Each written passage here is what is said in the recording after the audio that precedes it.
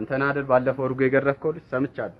ምን ጋሼ ምንድነው የሚያሰሩት እርሶ ግን? ጣሪያውን ቆርቆሮ እንድታለብስልኝ ነበር። ትችላለህ?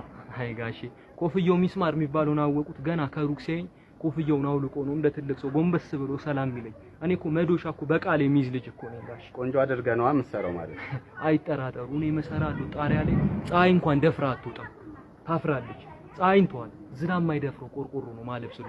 አንድ ዝናብ እርሶ ጣሪያ ላይ ጠብ ካለ ስልክ ያሉት አይደለ ደውሉልኝ፣ አላነሳም። ምን አልከኝ?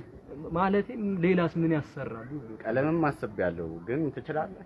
አይ ጋሼ ከጀርባዎት ያለውን እርሳሳሙን ፎቅ አወቁት። ሙሉ ህንጻውን እርሳስ ነው የቀባሁት ጋሼ። በእርሳስ ህንጻ በቀባት አይከብድም? መቅረጹ ትንሽ ይከብዳል። እኔ እኮ በጥርስ ብሩሽ ስቴዲየም የቀባው ልጅ ነው።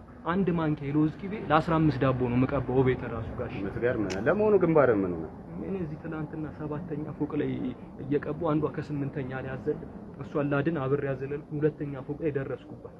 እዚህ ታፏ ጋር ይዤ እሷን ስገፋት መስኮት ነበረ፣ እሷ ገባች። እኔ ትንሽ የህንጻው ጠርዝ ፋቀኝ እዚህ ጋር።